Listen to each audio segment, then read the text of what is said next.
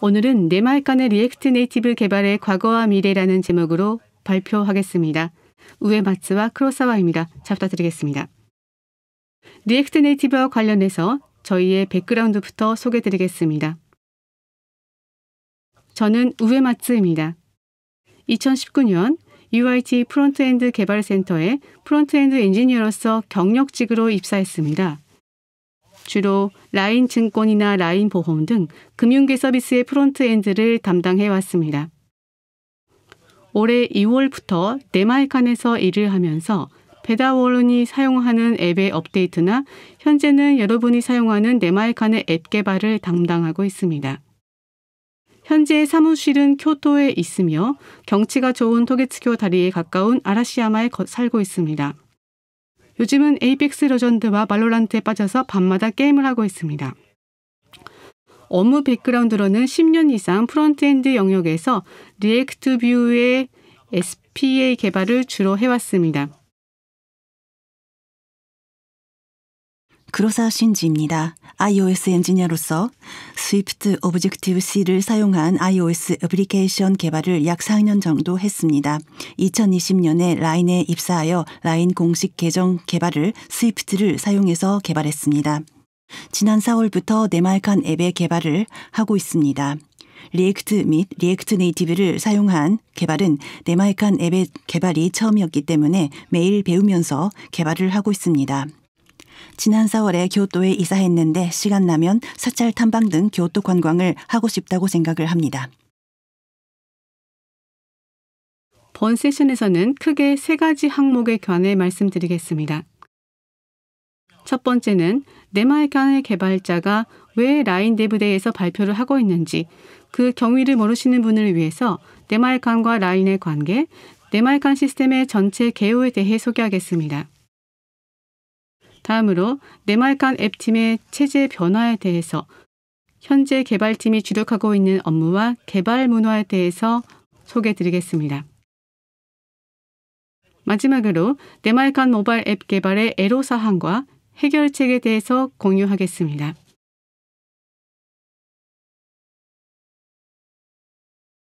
첫 번째로 네마이칸과 라인의 관계에 대해서입니다. 먼저 네마이칸의 개요입니다. 일본에 사시는 분은 아시겠지만 네마이칸은 일본에서 가장 큰 음식 배달 서비스 업체입니다. PC, 스마트폰, 브라우저, 그리고 iOS, 엔드로이드 앱으로 이용할 수 있습니다. 숫자로 보면 현재 네마이칸에서는 8만 4천여 개 가맹점이 있고 액티브 유저스는 730만 명 이상에 달했습니다.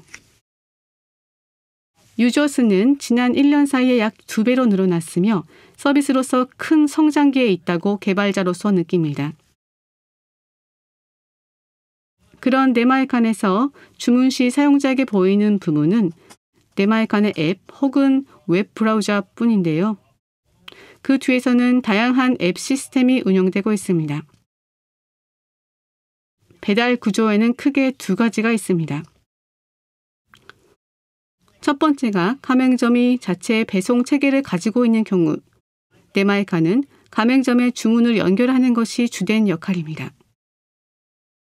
사용자가 주문을 하면 네마이칸을 통해 가맹점으로 정보가 연계되고 점포에 속한 배달원이 사용자에게 상품을 배달합니다. 두 번째가 쉐어링 딜리버리 구조입니다. 쉐어링 딜리버리는 아까와 마찬가지로 가맹점의 주문 정보를 넣어줍니다. 그리고 네마이칸의 배달원에게 정보를 보내고 네마이칸의 배달원이 가맹점에서 상품을 픽업해서 사용자에게 전달하는 구조입니다. 이러한 구조를 실현하기 위해서 여러 가지 시스템이 존재합니다. 예를 들어서 사용자가 네마이칸에 주문을 넣은 후 배달원에게 오더 정보를 전하는 배송 앱, 가맹점이 주문 정보를 확인하는 앱과 상품 정보를 관리하는 관리 화면, 가맹점 매출과 배달 건수, 인기 상품 등을 가시화해서 가맹점이 이용할 수 있게 한 분석 툴 등을 제공합니다. 이 많은 시스템들이 하나의 주문에 대해서 운영이 되고 있는데요. 이러한 각 시스템에 현재 많은 라인 엔지니어들이 관여하고 있습니다. 그렇다면 왜 라인의 엔지니어가 네마일 간의 개발을 맡게 되었는지 모르는 분도 계시기 때문에 간략하게 라인과 네마일 간의 관계를 설명하겠습니다. 사실 네마일 칸과 라인은 2016년에 업무 제휴를 시작했습니다.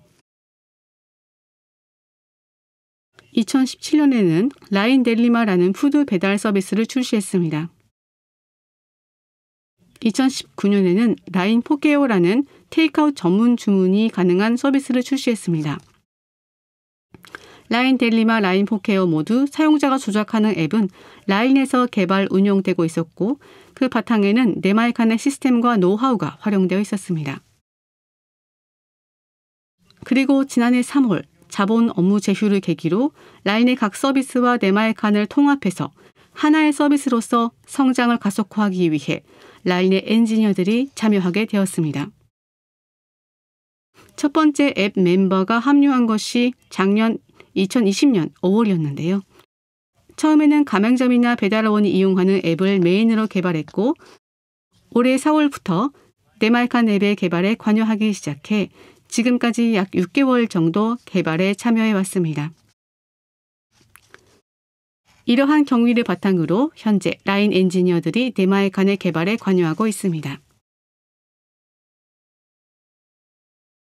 여기서부터 지난 6개월 동안 네마일 칸 앱팀으로서 어떠한 개발 체계를 갖고 개발 문화를 변화시켜 왔는지 소개합니다.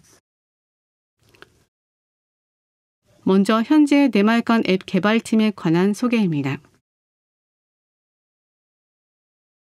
팀원들은 현재 도쿄와 교토의 두 거점을 중심으로 일을 하고 있습니다.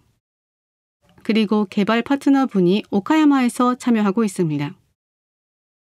물론 원격 개발 체제가 갖추어져 있어서 슬랙이나 줌 등을 통해 긴밀하게 소통하면서 매일 개발에 임하고 있습니다.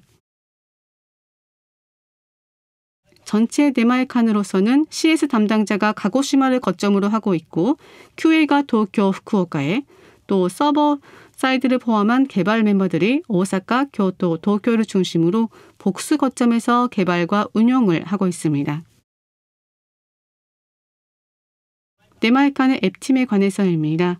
저희가 합류할 때까지 외부 개발 파트너인 2명이 개발을 맡고 있었습니다.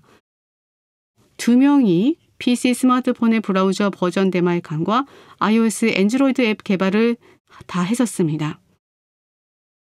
이 2명의 엔지니어만으로 브라우저와 앱의 기획과 수정을 하면서 메인터넌스까지 고려한 개발을 하는 것은 버거워서 타협을 하면서 개발을 진행했었다는 얘기를 들었습니다. 또한 리소스가 적은 것이 리액티브 네이티브를 선정한 이유이기도 했습니다. 현재 네마일 칸 앱 개발 체제입니다.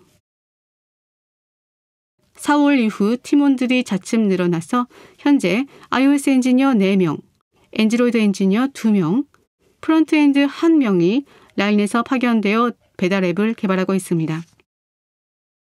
또한 계속해서 외부 개발 파트너의 도움도 받고 있습니다. 처음에는 2명이 웹과 앱 모두 개발하고 있던 체제에서 앱만 해도 10명 가까운 엔지니어가 참여하는 체제로 바뀌었습니다. 개인적으로 특징적인 것은 프론트엔드가 아닌 네이티브 엔지니어가 많이 참여하고 있다는 것입니다. 앱 개발이기 때문에 아무래도 양쪽 OS의 전문성이 필요한 상황이나 리서치가 필요한 문제가 생기는데요. 그때 팀원에게 물어보면 대부분의 OS 의존 설정이나 수정이 필요한 경우에 비교적 쉽게 해결책을 찾을 수 있다는 것이 우리 팀의 강점이라고 생각합니다. 물론 지금까지 JS를 메인으로 개발하지 않았던 사람이 대부분이어서 학습 비용은 듭니다. 잠시 후에 크로사와님에게 네이티브 엔지니어의 관점에서 리액트 네이티브를 접하기 시작했을 때 학습 비용이나 어떻게 학습했는지에 관한 얘기를 들을 수 있습니다. 다음으로 체제가 바뀌는 속에서 앱팀으로서 추진해온 일에 대해 소개합니다. 초기에 앱팀은 2명에서 시작이 되었기 때문에 거기다가 추가 인원이 들어가면서 팀으로서 개발을 하기 위한 토대 마련을 했어야 합니다. 소규모 개발에서 종종 문제가 되는 것은 개발 페이지가 속인화 되어버리는 것이라고 생각합니다. 네마에칸 앱에서도 마찬가지로 사양면이나 비즈니스 로직, 빌드 환경 등이 사람에게 의존하는 상태였습니다. 과거에는 2명이 개발, 수정, 운영하는 데 적합한, 그러니까 자원적으로 그렇게 할 수밖에 없는 상황이었는데요. 그 이후 팀 체제로 바뀌면서 팀 개발을 하기 위해 서비스로서 안정적인 프로덕트를 공급하기 위해서 어느 정도 표준화, 규칙을 만들어서 언어화할 필요가 생겼습니다. 그래서 팀이 개발할 때 기본적인 룰, 일관성이 있는 개발, 지속 가능한 개발을 실시할 수 있는 토대를 마련하기로 하였습니다. 우선 앱 개발 운영에 관한 기본적인 룰을 만들었습니다. 앱의 버전에 관해서 리액티브 네이티브는 크게 나누어 바이너리 릴리즈와 OTA에서의 릴리즈가 있습니다. OTA란 Over the Air의 약자로 JS 번들만을 개별적으로 전달하는 기능입니다. OTA를 이용하면 스토어 신청을 하지 않고 앱을 갱신할 수 있게 되어 있습니다. 버전은 계획적인 바이너리 릴리즈, 그리고 계획적인 OTA 릴리즈, 문제가 발생했을 때 핫픽스를 고려해서 규칙을 다시 만들었습니다. 단순하지만 구체적으로는 메이저 버전을 바이너리 업데이트, 마이너 버전을 OTA 업데이트, 핫픽스를 패치 버전으로 인크리멘트 하는 형태로 했습니다. 네마에칸 앱의 마이페이지 하단에서 현재 버전을 볼 수 있습니다. 현재 사용되고 있는 것이 어떠한 것인지 상상하실 수 있습니다. 다음, Git의 룰은 앱팀에서 이른바 GitLab 플로우를 기반으로 코드 관리를 하고 있습니다. 리액트 네이티브 개발에서 한 가지 주의해야 할 점은 네이티브 모듈의 추가 및 갱신이 필요한 것을 OTA로 보내면 JS 번들만 갱신이 되어서 문제가 발생할 수 있습니다. 그래서 좀 전에 버전 룰에 의한 바이너리 릴리즈의 명확화, 그리고 릴리즈 브랜치에 의한 소스 코드 관리를 하고 있습니다. 팀 개발로 이행하고 나서 스크램도 도입했습니다. 팀 개발로의 이행기라 캐치업해야 할 것이 많기 때문에 원위크 스프린트로 현재 운용하고 있습니다. 태스크 매니지먼트는 지라에서 하고 있는데요. 앱팀으로서 관리하지 못했던 것이 많아서 관리하기 쉽도록 보드나 레이블, 에픽 등을 이용한 정비, 기표시의 규칙 제정 등을 적절하게 해왔습니다. 다음은 코드로서 일관성을 유지하기 위한 내용입니다. 우선 타입 시스템인데요. 여러분께서는 플로우나 타입스크립트를 사용하실 텐데요. 네마에칸에서는 우리가 합류했을 때 코드 베이스 모두가 타입스크립트화 되어 있었습니다. 하지만 자바스크립트에서 이행이 되었기 때문에 여러 곳에서 애니가 발견되었고 현재 애니의 배제 작업을 하고 있습니다. 적어도 새롭게 구현하는 화면에서는 No Implicit Any를 전제로 구현하고 있습니다. 린타 프리티어는 웹 프론트엔드 개발에서는 거의 표준인데도 기존 코드 베이스에서는 이용되지 않았었습니다. 제가 프로젝트에 들어간 첫 번째 pull request가 앱 내의 모든 코드 포맷과 린터에라의 수정이었습니다. 팀으로서 인덴트나 세세한 부분을 지적하지 않도록 규칙을 부여함으로써 리뷰 부하를 낮추는 것이 큰 목적이었습니다. 또한 소나큐브는 코드의 정적 해석 도구입니다. 수정 작업과 기능 구현에서 코드의 퀄리티를 보장하기 위한 하나의 지표로서 도입했습니다. 현재 대규모 리팩터링도 진행 중이지만 복잡성 등으로 파일을 평가해주기도 하기 때문에 우선순위를 결정할 때에도 참고하고 있습니다. 테스트에 관해서는 원래 2명이 개발했었기 때문에 여러분이 예상하시는 대로 테스트 구현은 없었습니다. 현재는 유닛 테스트에서 로직의 테스팅을 메인으로 차근차근 테스트가 추가되고 있습니다. 또한 비즈니스 로직과 UI 로직이 복잡하게 얽혀 있기 때문에 스냅샷 테스트를 도입해서 리팩터링 후에 여분의 UI 차본이 생기지 않았는지, 다른 컴포넌트에 영향을 주지 않았는지 등을 확인할 때 이용하고 있습니다. E2E 테스트에 관해서는 검토는 했지만 지금은 때가 아니라고 생각을 해서 백로그에 티켓만 잠자고 있습니다. 지금은 조용히 놔두고 있지만 메인 흐름에서 중요한 결제 부분 등에만 우선 도입하는 것도 검토 중에 있습니다. 이것들을 팀으로서 일관성 있는 개발 수정을 하기 위해 도입해왔습니다. 마지막으로 계속적으로 개발을 실시하기 위해 정비한 내용에 대해서입니다. 첫 번째가 빌드 환경입니다.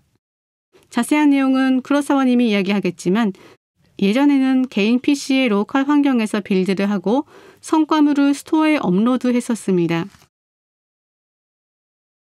노드의 버전이나 엑스코드의 버전 등 눈에 보이지 않는 부분에서 다양한 차분과 의존이 있었습니다. 현재는 미트라이즈라는 서비스를 이용하고 미트라이즈 상에서 OTA 빌드를 만들거나 바이너리 빌드를 만드는 워크플로우를 관리하고 있습니다. 브라우저에서 원클릭을 하면 QA용 바이너리나 릴리즈용 바이너리를 자동으로 생성을 해서 스토어로 업로드할 때까지 개인 환경에 위전하지 않고 완료되는 상태입니다. 특히 빌드 페이지에 관해서는 각 네이티브 엔지니어들의 지식이 충분히 활용되고 있습니다.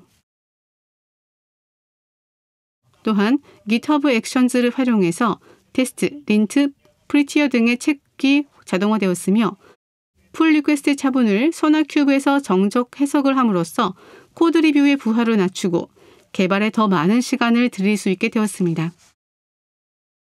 여기까지가 팀 개발의 토대를 만들기 위해 해온 개선 작업입니다. 저의 발표의 마지막 부분에서는 지금 네메카인 팀이 주력하고 있는 업무에 대해 소개합니다. 크게 세 가지가 있습니다. 유지 보수성, 안정성, 사용자 체험 향상에 노력하고 있습니다. 유저 관리성과 관련해서는 기존 코드 베이스에서 비즈니스 로직과 UI 로직이 복잡하게 얽혀 있어서 복잡성의 해소에 힘쓰고 있습니다. 나중에 쿠로사와님이 리팩토링에 대해 설명할 예정입니다. 또한 많은 서드파티 패키지를 이용하고 있고 각 패키지의 업데이트를 추종하려고 하고 있지만 리액트 네이티브와의 호환성 등 일반 리액트 때보다 검증이 복잡하기 때문에 조금씩 최신화하고 있는 상태입니다. 리노베이트를 도입하고 패키지의 업데이트에 대응하고 있습니다. 그리고 비즈니스 로직과 UI 로직의 분리에 대해서 아까 말씀드렸는데요. 웹과 앱에서 UI의 공통화가 진행되고 있습니다. 웹과 앱에서 각각 프론트에 있는 비즈니스 로직을 BFF 쪽으로 이행을 하고 있습니다. 리액티브 네이티브에서 타입스크립트를 쓰고 있는 앱 엔지니어들이 BFF 개발에 참여하기도 합니다. 다음은 안정성 향상에 관해서입니다. 현재 데마이카는 앱뿐만 아니라 데마이카 전체 시스템을 크게 개선하고 있습니다. API 변경 등에 대해서 지금까지 웹과 앱에서 대응이 필요했는데요. 개발비를 낮추기 위해서도 지금 말씀드린 BFF로의 비즈니스 로직 이행이 효과적일 것으로 판단하고 있습니다. 크래쉬는 센츄리나 앱센터 크래쉬즈를 통해서 로그를 수집합니다. 현재 크래쉬 비율을 0.1% 정도로 유지하고 있으므로 향후에도 이를 유지할 예정입니다. 사용자 체험의 향상에 관해서는 날마다 개보수를 하고 있습니다만 큰 토픽으로는 네마이칸의 디자인 시스템을 구축 중에 있습니다. 단계적으로 디자인 시스템을 적용해 나가며 앱으로서 데마이칸으로서 사용성을 향상시켜 나가고자 합니다. 디자인 시스템을 도입하는 장점은 서비스의 급성장에 따라서 기획, 디자이너, 엔지니어들 사이에 공통 인식을 가질 수 있기 때문에 커뮤니케이션의 비용을 줄이고 안정된 디자인 품질의 매니지먼트가 가능해질 것으로 기대하고 있습니다. 결과적으로 프로젝트 진행의 고속화와 고품질화, 브랜드 인지도 향상을 기대할 수 있으며 엔지니어링의 관점은 물론 비즈니스 관점에서도 큰 장점이 있다고 생각합니다. 또한 UI가 웹과 공통되는 부분이 많기 때문에 리액트 네이티브 for 웹 검증이나 리액트 GUI 등의 가능성도 포함해서 워칭하고 있습니다. 네마이칸 웹도 리액트를 이용하기 때문에 입력 인터페이스나 네이티브가 강하게 관련된 부분 이외에는 디자인 시스템 구축과 함께 공통화를 검증할 예정입니다. 저희 파트에서는 올해 4월부터 네마이칸 앱의 개발에 합류하면서 앱 개발 팀으로서 해온 일에 대해 소개를 드렸습니다. 현재 네마이칸 앱 개발은 토대가 만들어지고 안정성을 유지하면서 속도감 있게 개발할 수 있는 환경이 만들어졌습니다. 앞으로 더욱 서비스 성장을 가속화하기 위해 다양한 관점으로 개발과 서비스 개선을 할 예정입니다. 저의 발표는 여기까지입니다. 감사합니다. 이제 크로사와님에게 마이크를 넘기겠습니다. 저는 네마이칸 앱 개발 때 힘들었던 부분과 해결책 그리고 현재 상황에 대해서 말씀드리도록 하겠습니다. 먼저 힘들었던 부분과 해결책에 대해서 말씀드리기 전에 현재 네마이칸 앱의 멤버 구성을 다시 한번 보겠습니다. 방금 말씀드린 바와 같이 앱 개발 멤버는 iOS 4명, 안드로이드 2명, 프론트엔드 1명과 파트너 분들과 개발을 하고 있습니다. 이러한 멤버 구성으로 리액트 네이티브 앱을 개발한다고 듣고 이렇게 생각하신 분도 계시지 않을까요? 왜 리액트 네이티브일까? 왜 안드로이드 iOS 네이티브로 다시 쓰지 않았을까? 이러한 의문을 가지신 분들을 위해 네마이칸 앱에서 리액트 네이티브를 채택한 이유부터 먼저 설명하겠습니다. 우선 리액트 네이티브의 특징에 대해 다시 보겠습니다. 리액트 네이티브는 리액트의 지식을 살려서 안드로이드와 iOS의 크로스 플랫폼 개발을 할 수 있는 툴입니다. 자바스크립트 코드로 쓰였고 안드로이드나 iOS의 네이티브 엔지니어가 봤을 때 특징적인 기능으로서 OTA 업데이트가 가능하다는 그러한 점의 특징을 가지고 있습니다. 이번 발표에서는 리액트 네이티브의 구체적인 내용은 언급하지 않지만 특징을 다시 한번 살펴보았습니다. 리액트 네이티브의 특징을 봤는데 왜 네마이칸 앱에서 리액트 네이티브를 사용하고 있는지 그리고 왜 안드로이드 iOS 네이티브로 이행하지 않고 리액트 네이티브로 계속 쓰는 건지 설명하겠습니다. 기존 코드가 리액트 네이티브였다는 점 그리고 네마이칸 앱이 복잡한 로직 그리고 도메인으로 구성되어 있다는 점에서 리플레이스 하기가 매우 어렵고 코스트가 듭니다.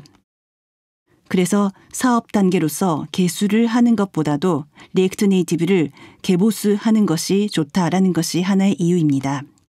두 번째 이유로서 안드로이드와 iOS를 하나의 소스 코드로 관리가 가능해서 속도감 있게 개발을 할 수 있다는 점을 들 수가 있습니다. 네마이칸 앱은 현재 여러 개의 피처가 동시에 여러 팀에서 개발을 하고 있습니다. 지금 속도감으로 개발을 하는 것은 크로스 플랫폼을 사용하지 않으면 어렵기 때문에 리액트 네이티브를 선택하기를 잘했다고 생각을 합니다. 앞으로 안드로이드, iOS의 네이티브 앱으로 다시 쓰는 선택지는 있으나 속도감 있게 개발을 하기 위해 지금은 리액트 네이티브를 사용하는 것이 가장 좋다고 판단을 해서 사용하고 있습니다. 여기까지 배경 사정을 보았는데 네마이칸 앱 개발을 하는 데 있어서 힘들었던 부분과 해결했던 부분, 현재 상황에 대해서 말씀드리겠습니다. 첫 과제는 리액트 네이티브 앱을 개발하는 데 있어서 전제 지식으로 필요한 리액트 네이티브의 학습이었습니다. 여기서는 네마이칸 앱 개발을 하기 위해 필요했던 리액트 네이티브의 학습 코스트에 대해서 말씀드리겠습니다. 방금 리액트 네이티브에 대해 개요를 말씀드렸는데 실제로 안드로이드 iOS 개발자가 리액트 네이티브 앱을 개발하기 위해 필요했던 지식을 설명하겠습니다.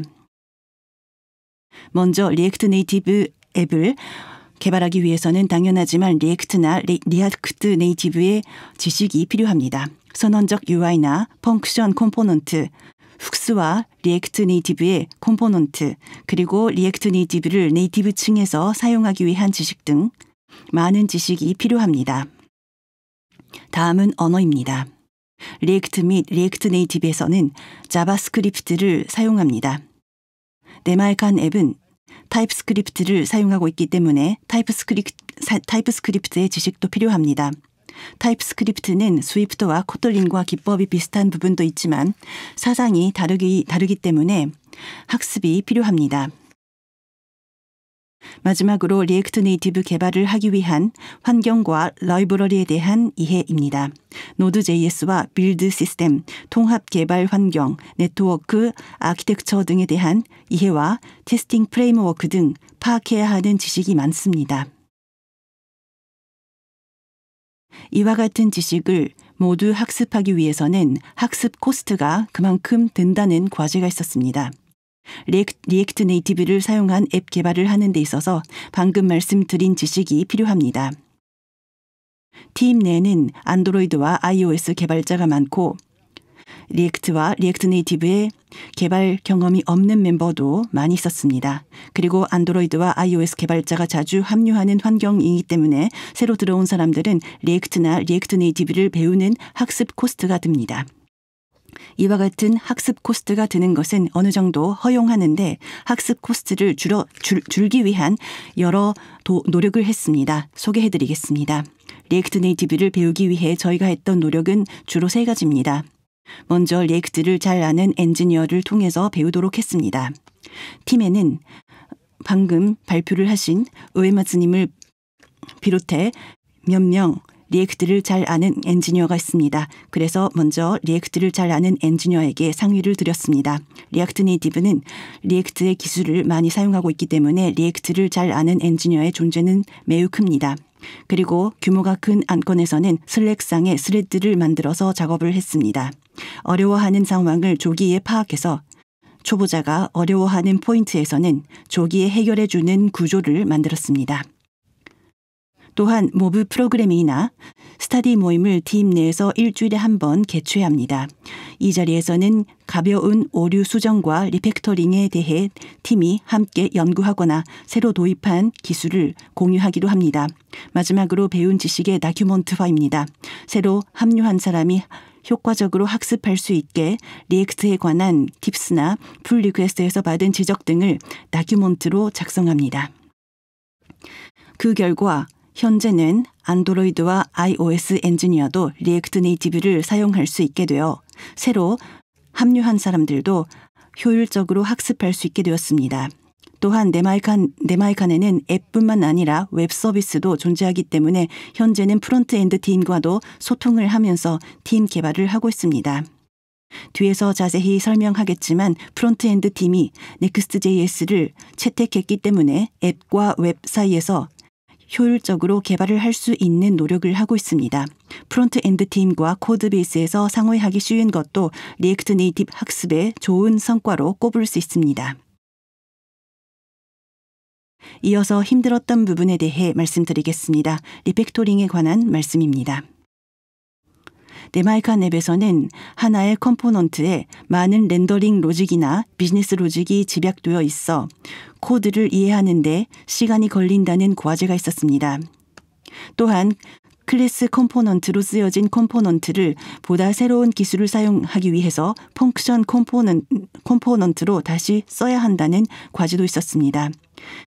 이와 같은 코드베이스상의 과제 외에도 네마이칸 서비스에는 더 많은 도메인이 존재합니다. 그래서 비즈니스 로직을 리팩토링하기 위해 도메인 파악도 필요했습니다. 리팩토링을 가능한 한 빨리 안전하게 하기 위해 리액트 네이티브의 에코시스템을 충분히 활용합니다. 여기서는 네마이칸 앱 개발 시 개발할 때의 빌드에서 풀 리퀘스트까지 일련의 흐름을 표시했습니다. 먼저 안드로이드 iOS의 빌드입니다. 안드로이드 iOS의 네이티브 모듈의 빌드는 네이티브 모듈에 갱신이 있었을 때만 필요합니다. 그래서 기본적으로 시간이 걸리는 네이티브 모듈의 빌드는 필요가 없습니다. 리액트 네이티브의 자바스크립트 밴드를 사용하기 때문에 로컬 서버를 구축합니다.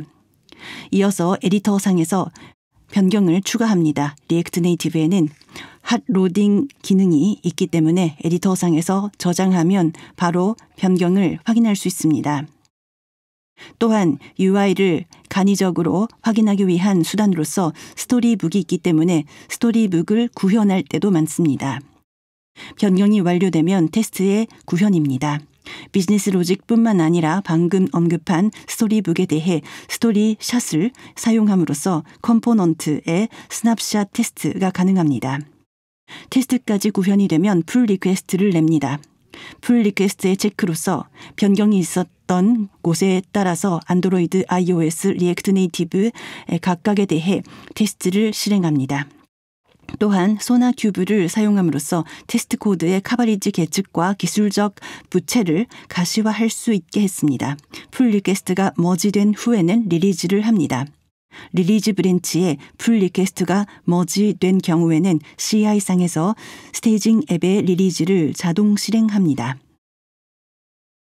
이러한 노력 결과 지금까지 하나의 클래스 컴포넌트에 대량의 로직이 기재되어 있었는데 이렇게 코드가 리팩토링이 되었습니다. UI 로직에 관해서는 컴포넌트 내부에만 기재하고 비즈니스 로직을 분리할 수 있게 되었습니다. UI의 컴포넌트를 분할해서 적절히 테스트를 써서 컴포넌트의 역할을 명확하게 했습니다. 또한 클래스 컴포넌트를 펑크션 컴포넌트로 이행하고 비즈니스 로직의 훅을 사용했습니다. 훅의 유니트 테스트를 써서 비즈니스 로직의 코드의 안전성도 담보합니다. 이렇게 해서 앱의 비즈니스 로직은 UI에서 분리했습니다. 그러나 현재 네마이칸 앱과 웹에는 아직 과제가 있습니다. 네마이칸 앱과 웹 서비스에서 같은 비즈니스 로직을 쓸 때가 많다는 과제입니다. 앱과 웹에서 같은 비즈니스 로직을 쓴다면 가능하면 한 군데에 모으고 싶습니다. 웹 애플리케이션은 Next.js를 채택하기 때문에 타입스크립트의 훅을 앱, 웹에서 써서 두 개의 코드를 관리하는 것보다도 가능하다면 코드 하나로 관리하고 싶습니다. 현재 저희는 BFF, 백엔드 포 프론트엔드를 통해 비즈니스 로직의 공통화를 도모하고 있습니다. 이 BFF 서버는 엄밀하게 말하자면 비즈니스 로직의 공통화만을 위해 만들어진 것은 아니지만 이번 발표에서는 리팩토링에 초점을 맞췄기 때문에 리팩토링을 위해 만들어졌다고 생각을 하시면 되겠습니다. 클라이언트와 백엔드의 중간층을 만들어서 앱 웹에서는 그래프 QA를 통해서 리퀘스트를 함으로써 클라이언트 측에서 필요한 정보만을 다루는 것이 가능합니다.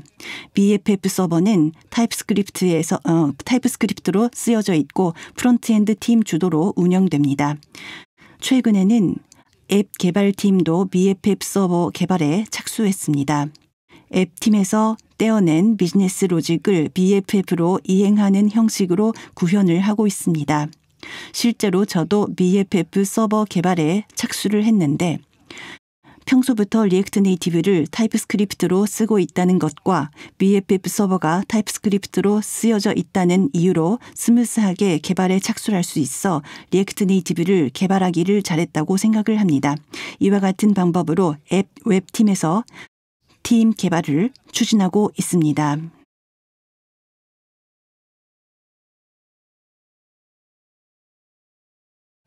마지막으로 많은 기능을 여러 팀에서 지속적으로 릴리즈하기 위한 준비를 했습니다. 네마이칸 앱 개발을 시작했을 그 당시에는 대규모 개발은 상정하지 않은 환경이었기 때문에 CI나 CD는 없었습니다. 거기서부터 대규모 개발에 이행하기 위해 릴리즈 작업을 자동화하고 싶다는 과제가 있었습니다. 또한 많은 피처를 관리하고 적절한 프로덕트의 질을 유지하면서 재빨리 기능을 릴리즈할 필요가 있습니다. 마지막으로 릴리즈를 신속하게 지속적으로 릴리즈를 하기 위해서 개발팀 내에서 룰을 정할 필요가 있었습니다. 많은 기능을 지속적으로 릴리즈하기 위한 준비로서 이와 같은 대응을 했습니다. CI/CD에는 4개월 정도 들여서 한 명의 엔지니어 전담으로 환경을 작성했습니다. 앱스토어, 구글 플레이, OTA 업데이트나 스테이징 리리즈 등 거의 대부분의 리리즈 작업을 반자동화하고 풀 리퀘스트의 체크 등도 포함해서 CI/CD 환경이 만족스러운 상태가 되었습니다. 다음으로 리리즈 관리입니다. 지속적이고 또 속도감 있게 리리즈를 하기 위해 라인 QA팀의 도움을 받고 QA를 하고 있습니다. 또한 리리즈 스케줄 및 많은 기능을 다큐먼트화해서 관리하고 있습니다. 마지막으로 OTA 업데이트에 관해서입니다. 핫픽스가 필요한 경우에 브랜치 전략과 버저닝의 관리, OTA 업데이트의 프로세스 등을 모두 정했습니다. 핫픽스로서 OTA 업데이트 활용이 가능해서 긴급시에 핫픽스까지의 리드 타임이 짧아져서 결과적으로 속도감 있게 복수 기능 개발을 쉽게 할 수 있게 되었습니다. 정리합니다. 네마에칸 앱은 작은 인원수로 개발을 시작해서 대규모 개발로 이행을 했습니다. 많은 개선을 함으로써 현재는 체제가 갖춰져서 리액트 네이티브의 개발 환경도 좋아지고 있습니다. 속도감이 있는 지속적인 개발을 할 수 있도록 현재도 다양한 노력을 하고 있습니다. 여기까지 네마에칸 앱의 현재와 미래에 대해 말씀드렸습니다. 감사합니다.